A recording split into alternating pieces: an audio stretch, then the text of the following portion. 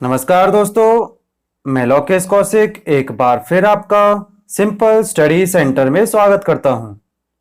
आज हम चैप्टर 9 का पार्ट फर्स्ट देखेंगे जो है स्क्रू थ्रेड्स।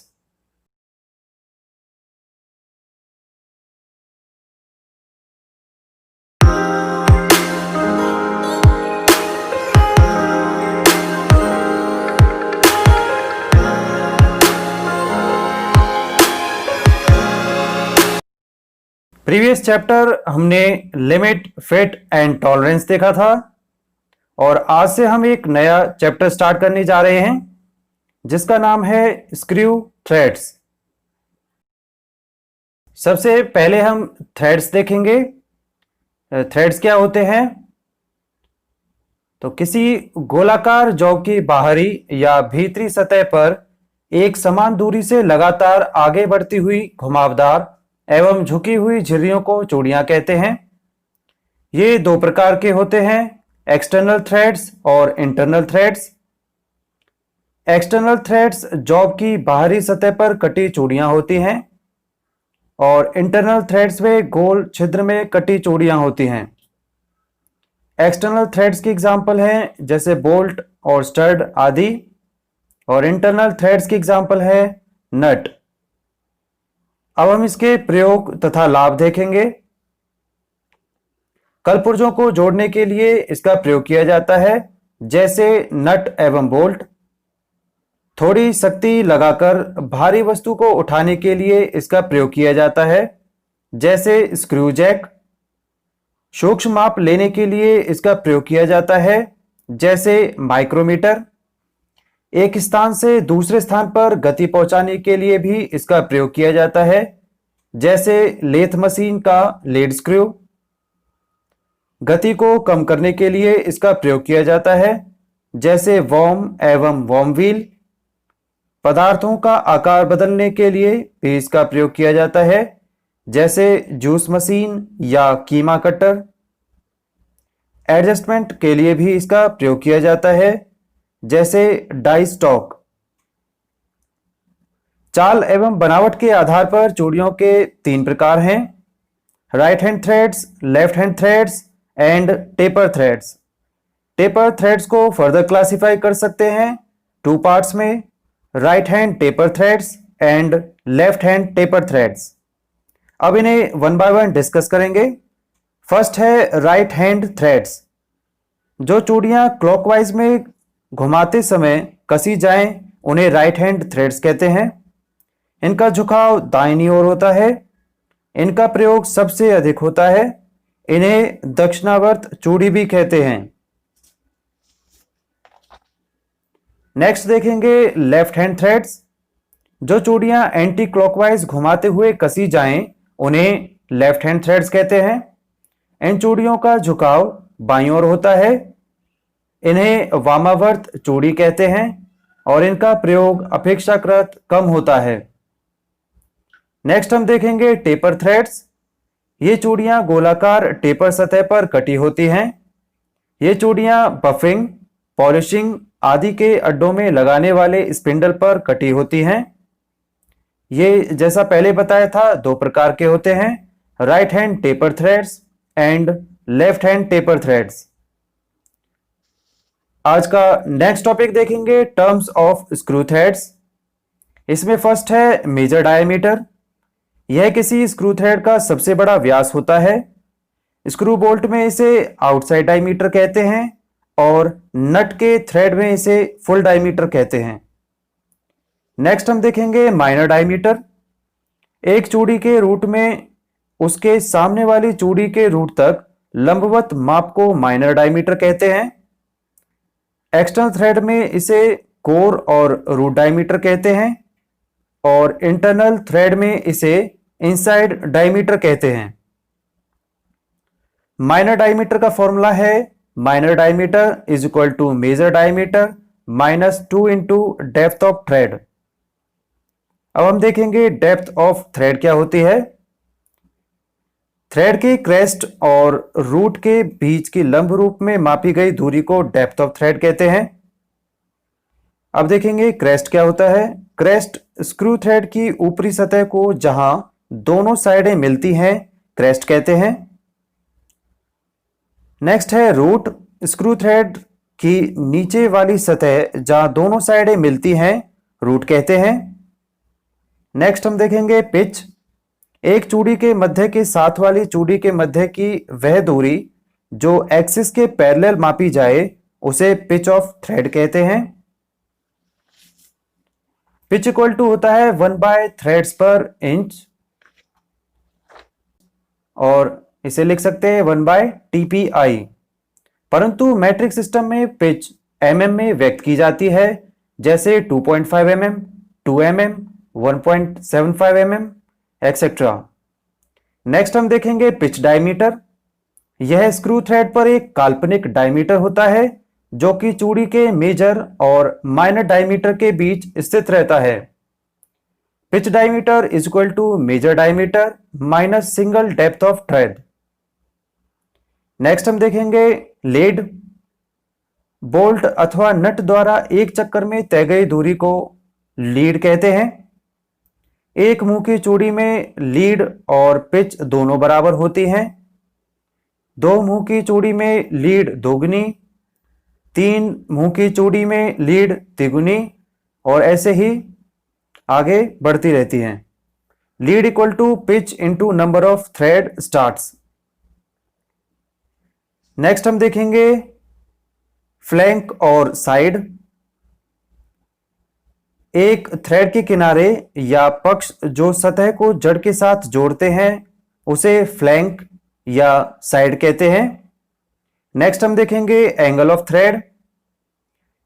स्क्रू थ्रेड की दोनों साइडें आपस में मिलने के बाद जो एंगल बनाती हैं उसे एंगल ऑफ थ्रेड कहते हैं। आज का नेक्स्ट पॉइंट देखेंगे इसमें हेलिक्स एंगल। थ्रेड के झुकाव के एंगल या पिच डायमीटर पर एक्सिस के परपेंडिकुलर थ्रेड के हेलिक्स द्वारा बनाए गए एंगल को हेलिक्स एंगल कहते हैं।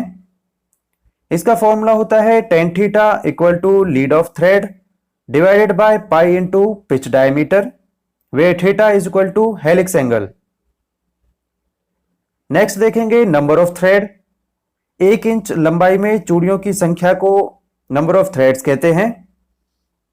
नेक्स्ट देखेंगे thickness of thread.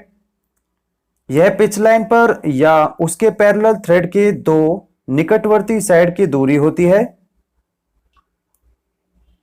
Next topic है सिंगल स्टार्ट थ्रेड और मल्टी स्टार्ट थ्रेड के बीच में डिफरेंस। सिंगल स्टार्ट थ्रेड यह एक मुंह की थ्रेड होती है और मल्टी स्टार्ट थ्रेड यह एक से अधिक मुंह की थ्रेड होती है।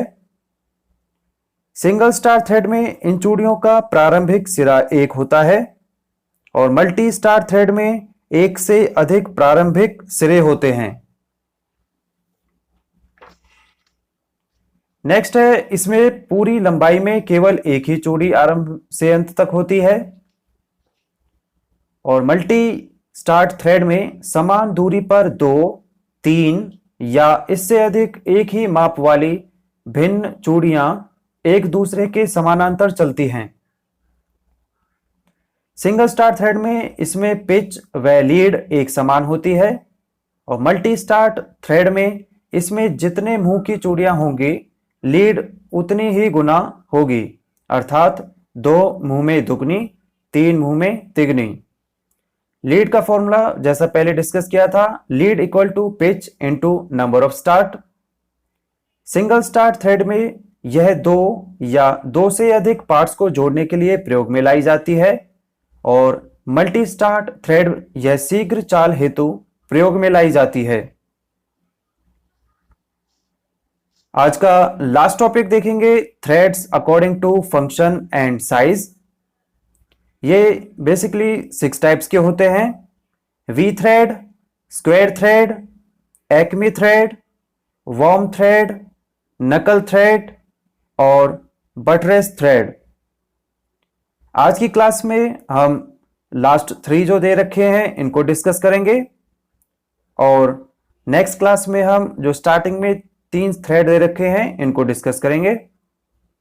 तो फर्स्ट देखते हैं वॉर्म थ्रेड। इसे Brown and Sharpe worm thread भी कहते हैं। यह देखने में एक्मे थ्रेड की भांति ही होती है। इनका सन्निहित कोण भी एक्मे थ्रेड की भांति 29 डिग्री का होता है। अंतर क्या है? इस चूड़ी की गहराई कुछ अधिक होती है तथा रूट व क्रेस्ट एक्मे थ्रेड की अपेक्षा कम चौड़े होते हैं। Width of root 0.31 into P. P यहां पर रिप्रेजेंट कर रही है पिच ऑफ थ्रेड। क्रेस्ट होगा 0.335 इंटू पी और डेप्थ ऑफ थ्रेड होगा 0.6866 इंटू पी। नेक्स्ट टाइप देखेंगे थ्रेड का नकल थ्रेड। इस थ्रेड के रूट व क्रेस्ट हाफ राउंडेड होते हैं। इसका प्रयोग कपलिंग में किया जाता है।